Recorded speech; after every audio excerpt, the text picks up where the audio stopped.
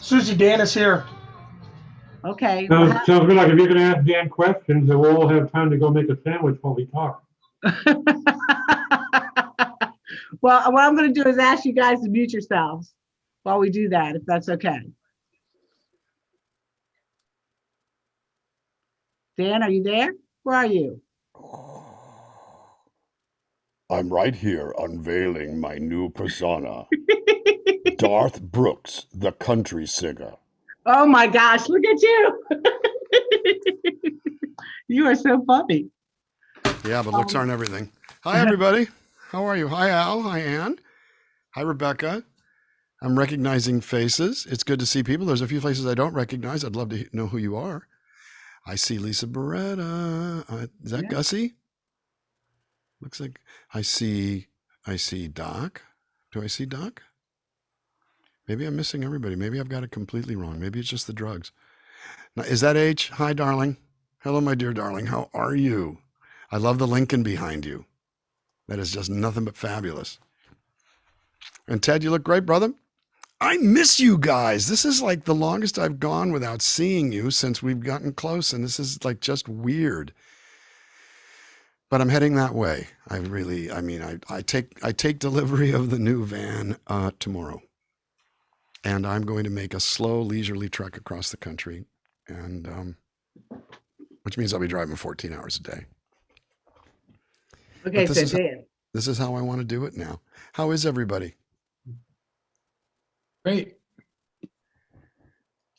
Susie, I'll let you moderate because otherwise I'll just step on everybody's. Well, first of all, I had a little issue with the letting people in. I think Zoom might have made another change. So I wanted everybody, as you came on, to give you a big round of applause.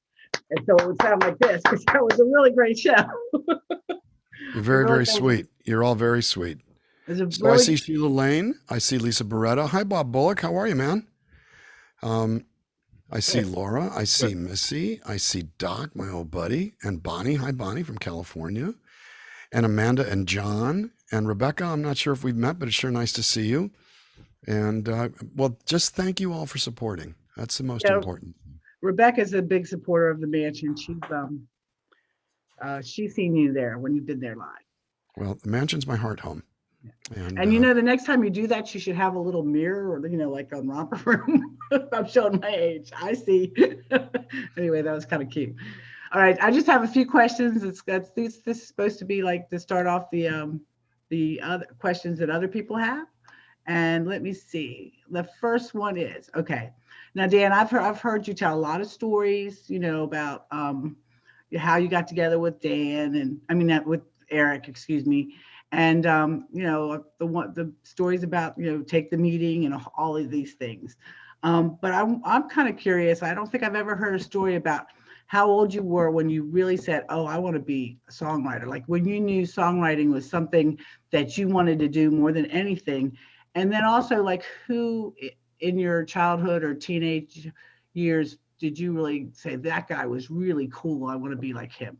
There were several. I started singing along with records when I was 10. And it was a record that I found in the amnesia room, in fact, at the mansion. A record that was a collection of Frank Sinatra hits called This Is Sinatra. And I saw a copy there. Ted and I talked about it one of the times I was there. I listened to that record religiously and sang along with it and kind of cocked my head and went, wow, you sound pretty good there, little guy.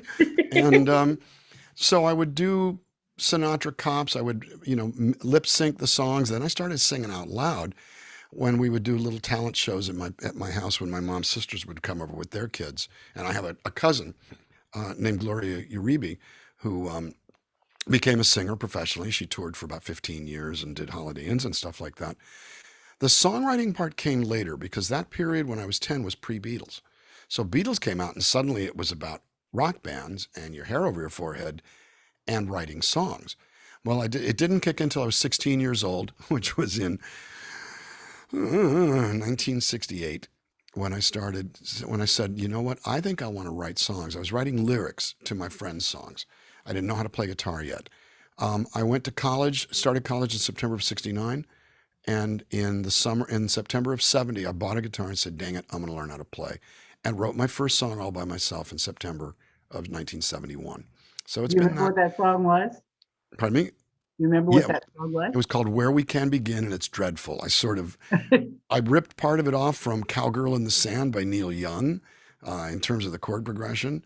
And some of the lyrics are really embarrassing. But, I had a little band together and we were taking tapes around, and some guy at Elektra Records went, I like this song.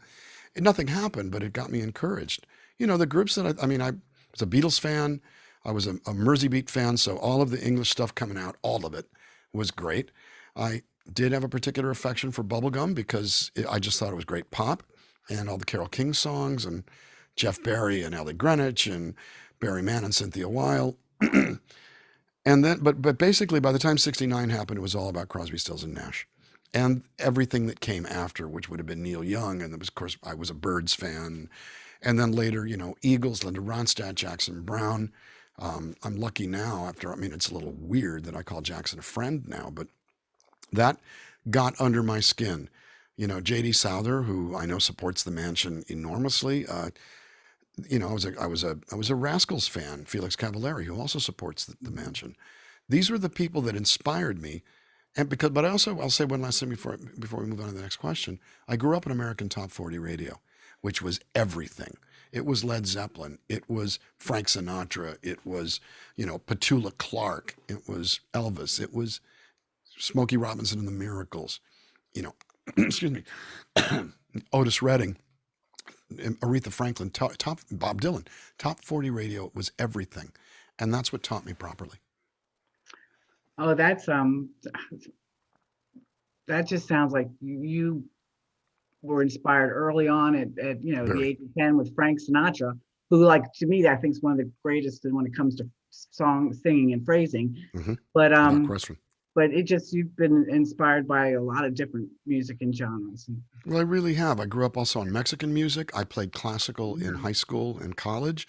Ray Charles, Aaron Copland, Gustav Holst, the Ralph Vaughan Williams, the English composers, and a lot of Latino music, a lot of Mexican music. Well, you certainly are very good at what you do. Thank you. But I was going to save this question for last, but I have to ask you, for Ted, I heard you listen to the Beatles. What was your favorite Beatles album? Well, my favorite Beatles album actually came along later for me. I grew up on the American releases, and I was a big fan of the Hard Day's Night album. When the English releases became widely available, the English Help album, which has no movie music on it, but it's got all the Help songs on one side and other songs on the other, including Yesterday, that record is still pretty close to my favorite, but it's a tough one. Beatles for Sale is fantastic. Rubber Soul is as good as a record is allowed to get. But the English versions of it, I've got to admit, opening up a Drive My Car. It's so much about Beatles, and that's actually one of my favorite things to do. Is that Ted and I will throw down in the amnesia room and go through the book, and I'm sitting there going, God, I really didn't. Of course, not only did I not know all the chords, but they were 21 and 22, so it's a little on the high side. I'm sitting there capering and just kind of squeezing down to be able to make it happen. But if I had to pick one, it's the English version of Help. Oh, and I bet you Ted not only has all those English versions of that album, but a whole lot of other recordings in that amnesia room that those people have not heard. This gentleman has demos. Yeah. This gentleman has stuff that I just sit there. It takes a lot to shut me up, but that shuts me up because my jaw's hanging down. I know it's a pretty amazing time. Really amazing, the collection of recordings that he has. Okay, so now I'm going to move on to the next question. I know you were with Lowen for like many, many years, like 40, over 40. We were together in one form or another from 1978 to when he passed away in 2012, which I think is 34 years. Well, yeah, that was a very long time. And now you're performing solo. I guess I'm kind of curious, like, how is that transition from going to having a partner of that long to performing, solo? And then also, have you ever considered, like, would you want to go back to that and find another partner? I would imagine it would be hard to find something, it's that amazing, that partnership, that amazing. But I was just wondering if you ever thought about it. There was a very short period of time where I thought that if I did something like that, I would pick a female and somebody much younger to do something completely different. Truth told, I had years and years and years with the best, and so it really occurred to me that there's no point in trying to replace Eric. Um, Even as it was, and you all know that I spent many years with David Glazer backing me, Mhm. and David sang Eric's parts, but it wasn't the same. David was great. I mean, Eric and I sang competing leads. We would throw down nose to nose. Um, it was really weird at first. It was like trying to play tennis by yourself. You hit the ball and you go, oh, shoot. And then you got to go and get the ball and you hit it the other way. And then you got to run around there and go get it again. And it was strange. And it was weird. It was like being a Supreme or a Top or Anne Garfunkel. So it was weird at first, but it took a while. I did go out solo while Lowe and Navarro was still going, and I went to secondary markets where I wouldn't compete with what we were doing, and I got the weirdness out of my system. By the time he retired, I hit the road hard, and it feels good. I mean, if there's a testament to him, I still do the songs, and it doesn't feel like it's not half of what used to be. It's something new. I still love those times. I will say when I put the USB drive together and listened to all that, I hadn't really lived in the Lowe and Navarro legacy as deeply as I did, steeped in it. But it was the time of my life. Nothing will ever touch it. I'm grateful to be able to do it now and to have a good time doing it, and I enjoy it on my own. Um, if he were to come back, well, first of all, it would scare the living daylights out of me. I just sit there and go, no. But other than that, it's different now. If he were to come back, I'd sit there and go, can we have two bands? Can I stay solo? And can we just keep doing this? But truth told, I mean, I'm not going to partner with anybody else like that. I had the best for decades. Well, I think you've definitely hit your full stride. I mean, as far as a solo performer, I think you're right. You've gotten something new and you've written some great new songs, and I'm just really glad that you're performing. Okay, I've got one more, and then I'm going to open. Everybody else can open up and ask their questions. Okay, so not only are you a great songwriter, you're also a voice actor. Okay, I am. and I know you're in the series like American Dad, but I have to tell you, I chuckled when I was like looking up at some of the other movies and things that you've been in. That you were Chakal, is that how you say it? Chakal? I was Chakal Chakal in the movie Book of in Life. the Book of Life. Let me see if my Chakal is up here. But let me ask you this though. Oh, find Chakal. No, I think I removed Chakal to make room for Bruce Sudano. You guys know Bruce performed with me at O Street. This is my Bruce Sudano bobblehead. Great. And I love it.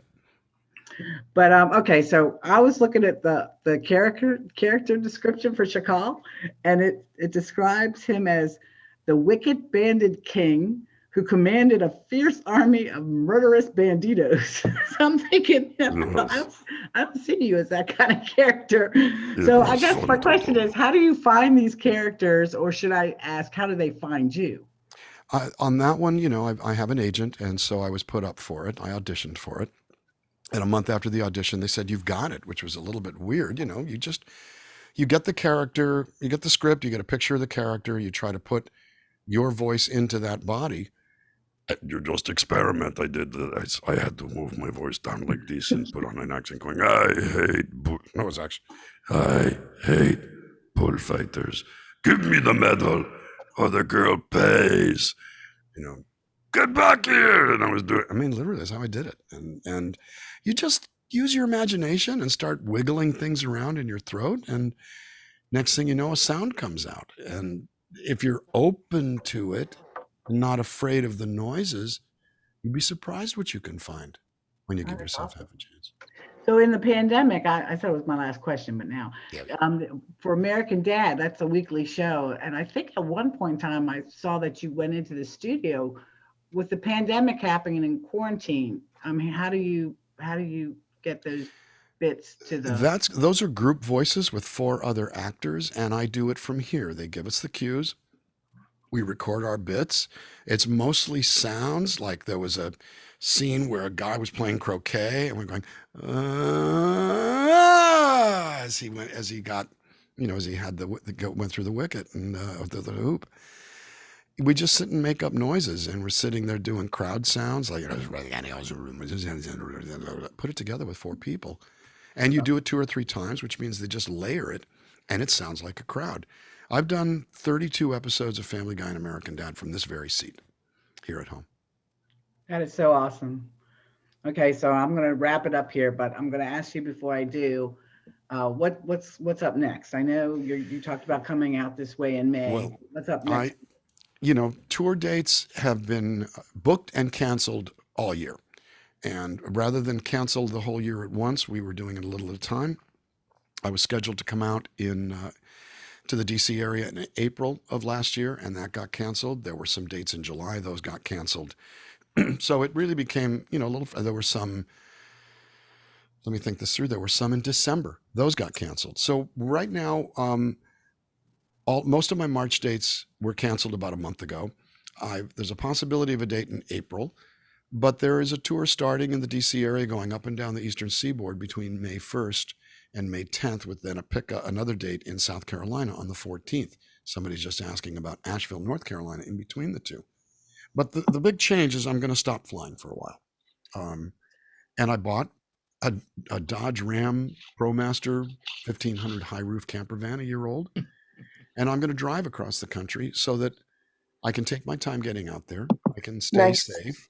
I'm also going to be streaming from the road, doing a blog from the road, probably called Nomad Dan, after Nomadland, the movie that's out now, and tell stories and just go. And normally if I have a week between tour legs, I go home. Now I'll just sort of slowly go to the next place or stick around. I'm accustomed to telling my friends in towns, I got to go. And that won't be happening as much, which means I'm actually going to have this weird thing. I can't remember what it's called. Oh yeah, leisure time. I have no idea what that's about. I'm really excited about doing this differently. What's not changed, I'm going to tell stories more than I used to, but I'm not going to deadhead on an airplane from one place to the other. I'm going to take my time and travel out on the ground in the van and just go see what's out there, make new friends, pull up in driveways, pull up in parking lots, pull my little PA out. That's not a euphemism. Pull my sound equipment out and play. That And sounds just play. wonderful. That really sounds wonderful. I'll be glad when you're out this way. And I'm going to shut up now and see if anybody else has any questions for you. So let's open up the floor, or the Zoom, I guess I should say. I got one. Dan, what Hey, are Doc. the chances that when you and the Dan van hit the road, that in a lax calendar period, you might decide to drop across the border here and enjoy some tacos with an old friend? Say that one more time. That I would want to what? Drop across the border here and enjoy some tacos with a friend. Well, I spoke today to one PJ Padilla, Oh, yeah? who owns the biggest Mexican auto insurance company on the border. I grew up with him. So did Doc. Doc and I grew up together in Calexico, California. I talked to PJ, and I'm definitely going to be making at some point a trek down south of I actually talked to him about going all the way down to Argentina. Found out it would take about a month to do it. If I did 8 hours a day, it'd take about a month to get down there. It's literally about 35,000 miles. And so I'm just going to take my time. And I don't know, 35,000 miles sounds right, but it's long. It's a lot of miles. And so, and he doesn't insure south of Mexico, but yes, there's a very, very good chance I'll be taking the van down into Mexico and buy my Mexican auto insurance and go. Well, you got a place here. You don't have Thank to you, pay Doc. for a hotel here in I Tijuana. appreciate it, brother. Alvin had his hand up. Hi, Alvin. It's good to see you, man. Hey, man. I have to tell a real quick story about Dan because of what a special person he is. I live in Florida now, but a couple years ago, I was in the mansion all the time. And Ted and I were on our way out of the door downstairs one day and just ran into Dan, who was on his way out of the door. And Ted introduced me, and it was really cool. And I said, it's really nice to meet you. And Dan said, wait, you got to stay right here. Don't move. And he ran back upstairs to his room and brought down one of his CDs and signed it for me right in front of me and said, you got to have this. So I thought that was one of the coolest experiences that I ever had. But what's even more cool is it was the CD Shed My Skin. And that has become my all-time favorite CD. And I've written to Dan. He knows the story, so I won't go into it. But I carry 2 CDs in the car. And I listen to that one a couple times a month in the car. So my question for Dan is, talk a little bit about that CD. Who was your group at that point?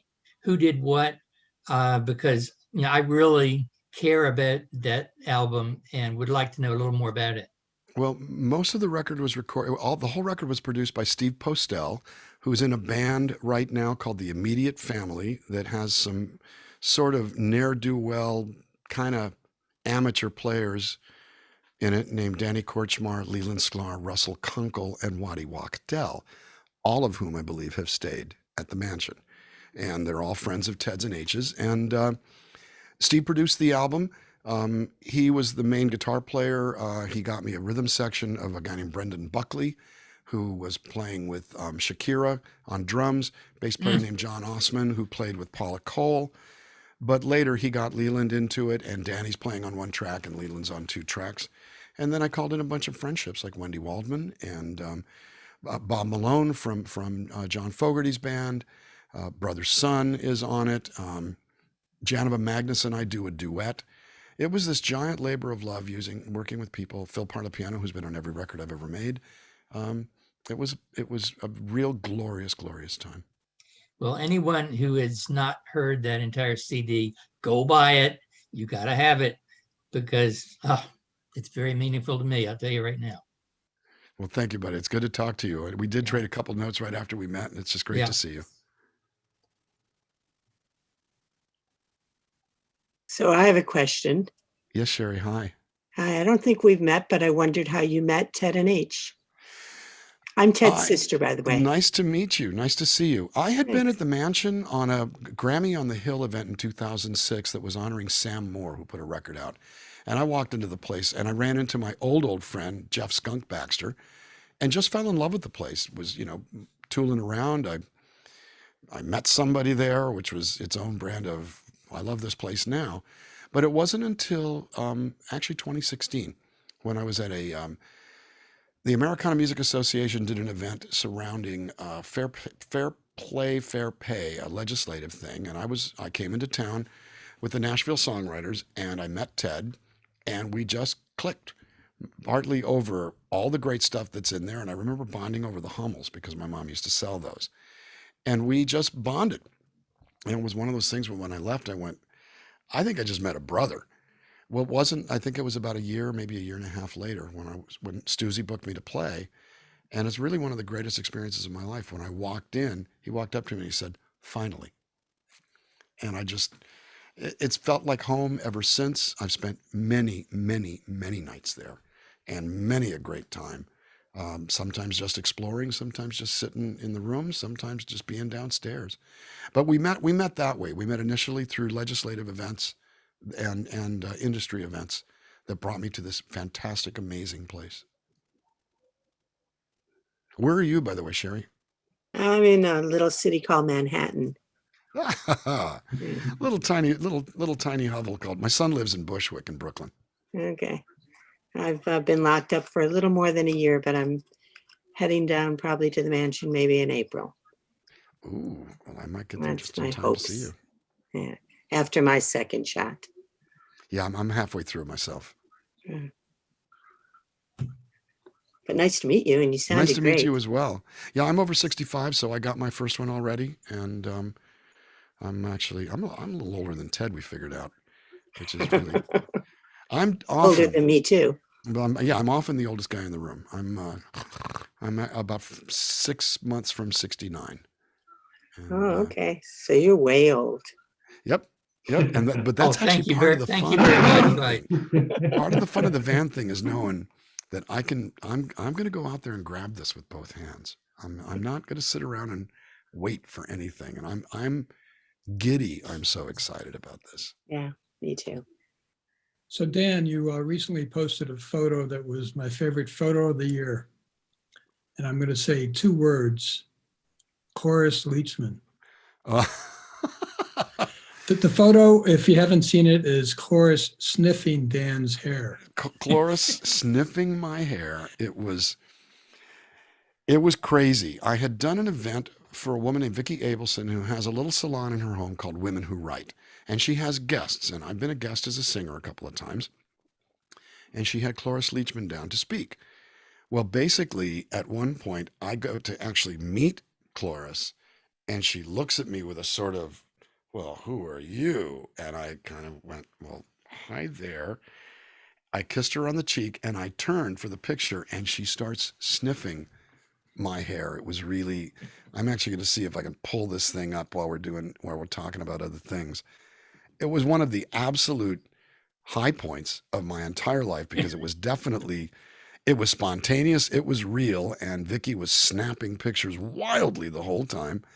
But it was real. It was not staged. It was not fake. And I'm sitting there, I think she was 90. And I think she's flirting with me, that nice lady. That was 5 years ago. And we just lost her a few months ago. And, but and so I decided to post this as a sort of, no, look, really, you guys, it happened. Cloris Leachman flirted with me. Actually, I used to say Cloris Leachman hit on me, but I think she just flirted with me. I will find it. I can work it into the middle of a conversation on other things. But, Does anybody else have any questions for Dan? Oh, go ahead. We're hoping when you come down here, you can host another songwriters without question. class. Without yeah. question. We'll make it happen. Well, I will jump in on that. I would love to see you for another songwriters workshop. Bob's a veteran of one of them that we had across the street over in the Rosa Parks wing. And yeah, that was a great one. I remember that really well. It was a great experience, and just, so generous of you in the museum to use your time that way and let us use the space. And I know everyone enjoyed it. I really appreciated it. And Well, thank you, buddy. I do hope we get to do it again soon. We're going to do it. The whole thing is that we found that by waiting, we're not putting ourselves in danger. The world is changing a little bit, but we will find a way to get together, because the desire to connect hasn't changed at all. And again, this is part and parcel of the way that I'm doing it. Rather than risking getting sick or bringing in something, I'm going to travel in my little cocoon, in my little pod, so that I can connect with people. I've barely been out of the house in a year. I usually have delivery services bring my groceries, and I cook here and stuff like that. But I've seen a few people when things lightened up in September and October. Then it got ugly again here in LA, so I shut it back down, and I haven't seen anybody. So I'm going to just sit there and probably hug you all a little too long. Oh, I'm so happy to see you. I remember thinking about 1 year ago now when you were scheduled for another workshop in April. Yeah. Yeah, that was very difficult to cancel. Yeah, well, and I remember thinking at that time, really around February and March, that I was hoping we'd be able to do that, but here we are 1 year later. Well, but we will also live to gather another day. But I think that by playing it safe, it's hard right now, but we will, what I'm reminded of is in all the old war movies, the one guy who goes, I can't stand this anymore. I'm going to go make something happen. And he gets out of the bunker and he gets killed. Let's not do that. Let's sit tight and we'll gather again. And like I say, we'll all hug each other a little too long and a little too creepy. And I say, bring that on. You're allowed to hug me a little too long, all of you. I can't believe I said that out loud. Dan, you really shouldn't have said that. Yeah, I know. Well, I know that I probably will have takers, so I got to be careful. No, I'm joking around, but I am also serious. That what a great problem to have is that I get to hug somebody maybe for 5 seconds longer than I might have. All good. Wouldn't be the first too awkward hug you ever gave. He knows me too well, this doc. Hippie hugs can be There we go. There it is. That's Cloris Leachman sniffing my hair. We didn't lie. We're not exaggerating. Where is? Yeah. Oh, look at that. And I'm just sitting there going like, oh, really? One of the most delightful moments of my entire life.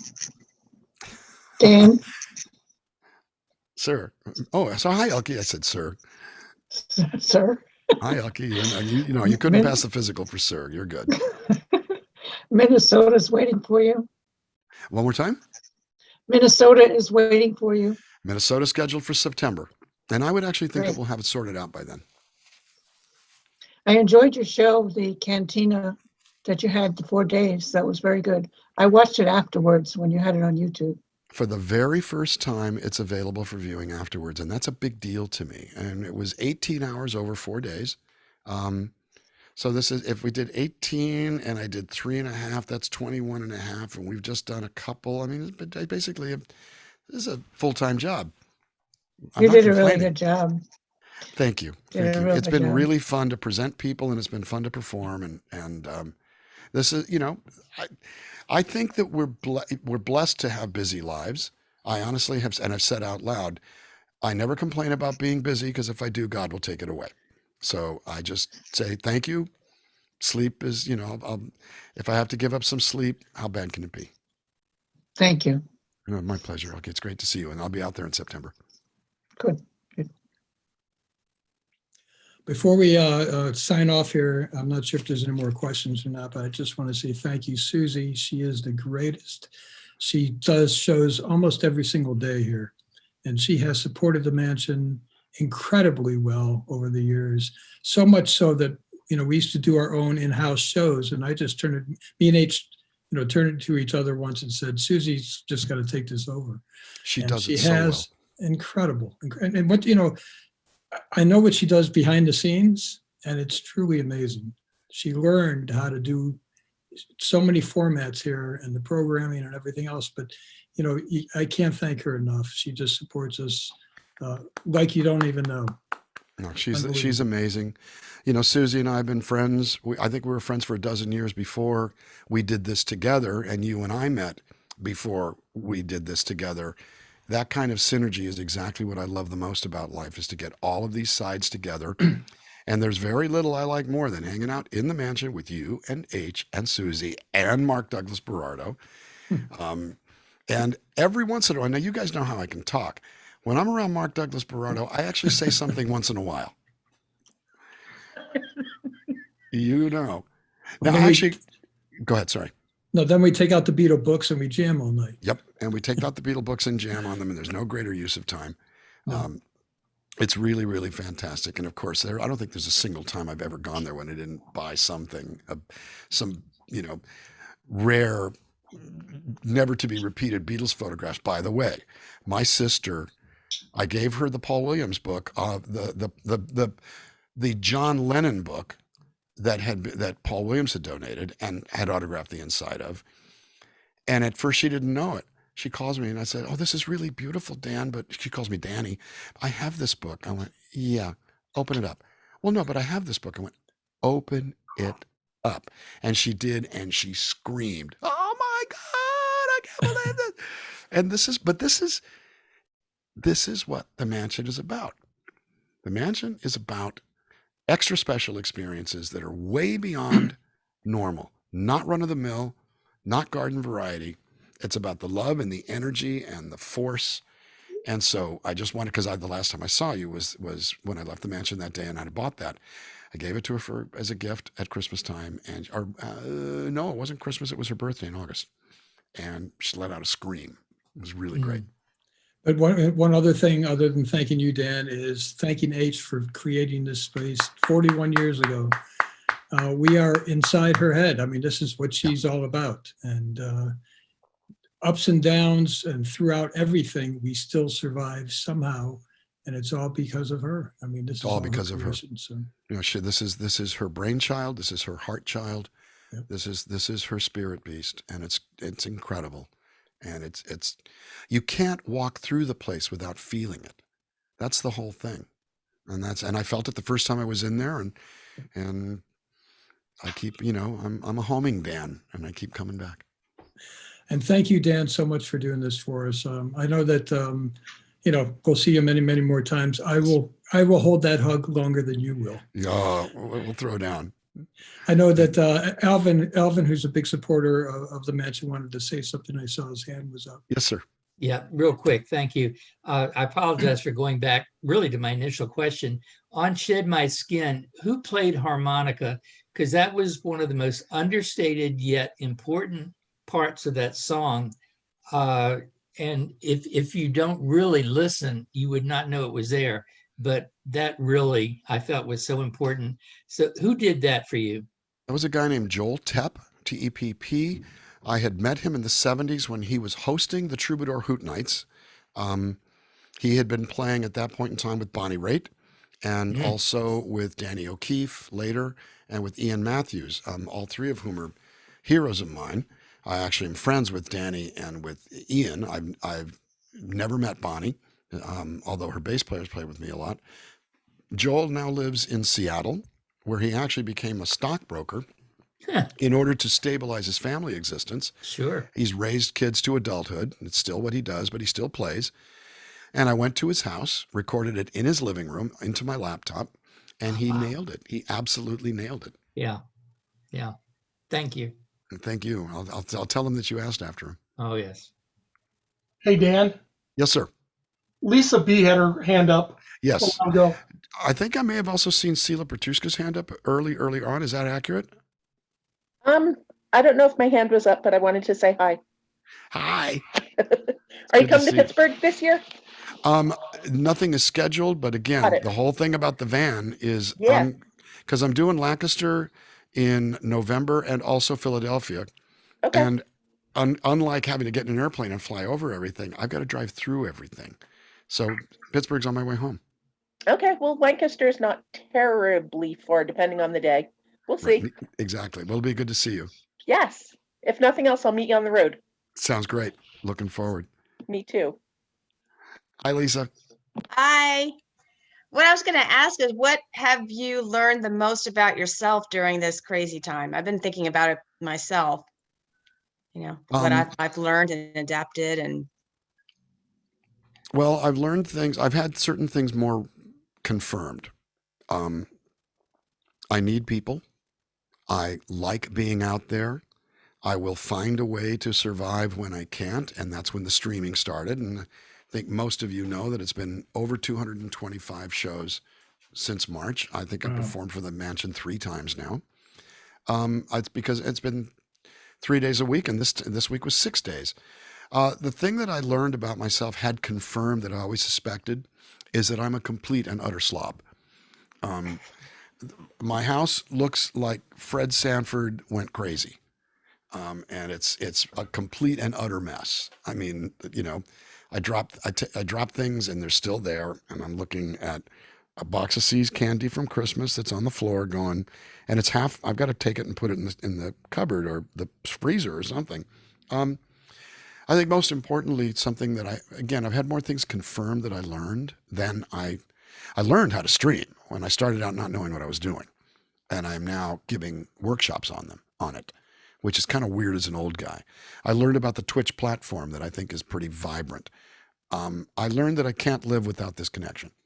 Had I not put it out there, had I not been exposed to all of you, and I've gotten to know a few of you, and I'm looking at Timaeus and Elke and Bonnie and people that I didn't know, Sean up in the corner, and to me you're in the corner, and Miss Hippie down there. These are all folks that I didn't really know before. And without you guys, I'd have gone nuts. I'd have done stupid things, probably involving my biggest weaknesses, which are, serious self-abuse. But I learned that without you guys, I'm nothing. And it's made it very, very worthwhile to do that. And I'm not going to stop. The other thing is, I've learned that I'm going to stream probably weekly at the very, very least for the rest of my life and the rest of my career, which is pretty fun. I get to see you. I like this format too, with Zoom and those where I can see you. It's not just pushing it out. That part's really cool. well, thank you again for all you do. I mean, I've loved you for a long time. Long time. We've been friends a very, very long time, and it's great since the earliest days of Low and Yep. Navarro, and it's really cool. I see Sean Shipley has his hand up. All right, Dan. So, of course, Uncle Al is wondering, when are you going to make it to Syracuse? Syracuse is scheduled for, it's one of, I think I want to say something like May 6th or May 7th. I think it's May 7th. It's scheduled. It's on the books.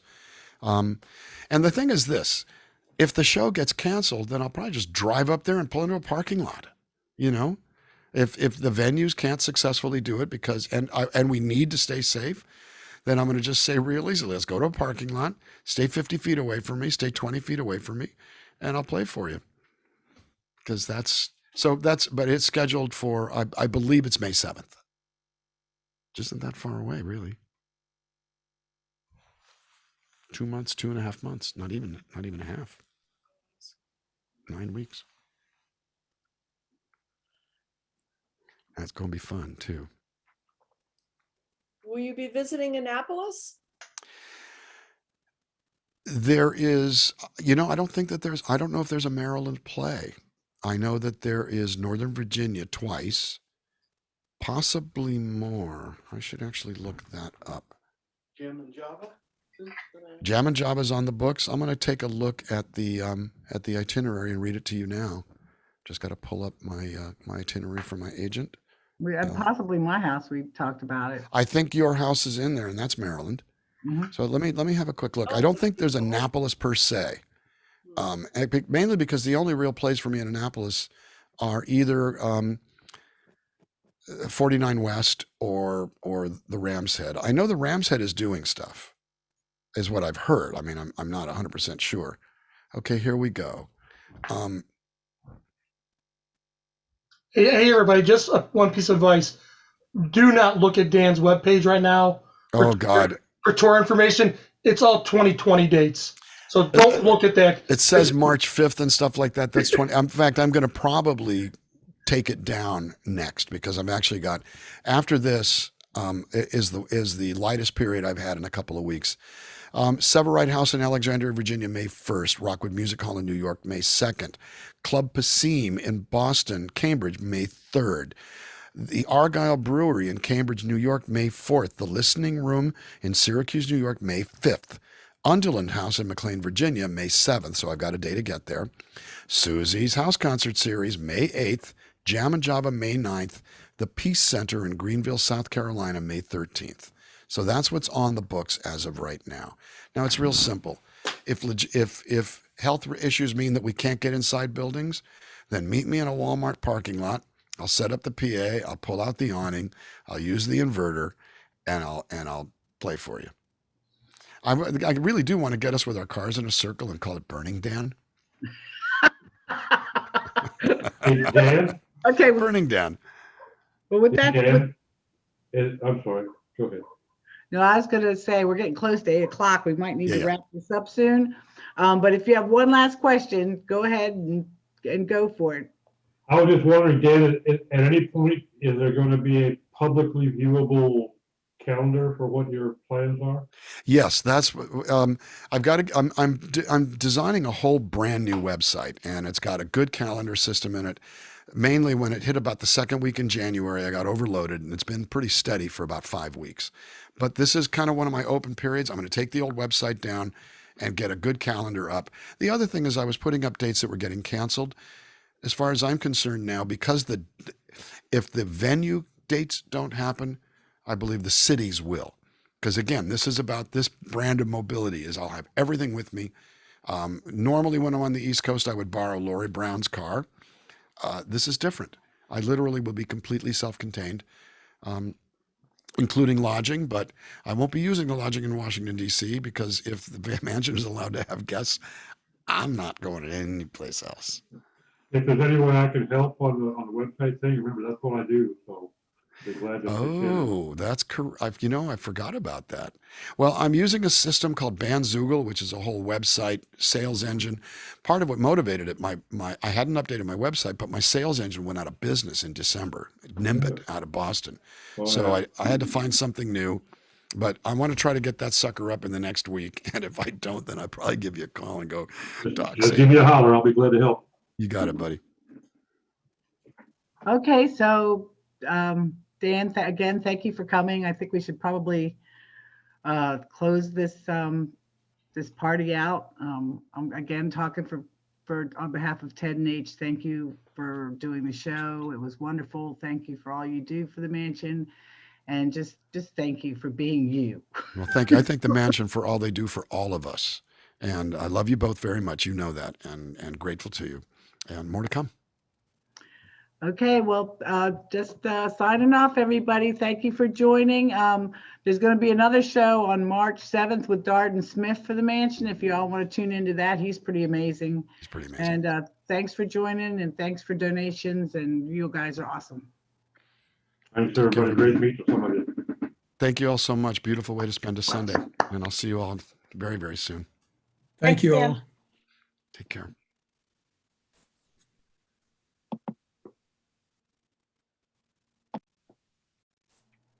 I'm going to sneak this in there really quick, Dan. I noticed your name tag.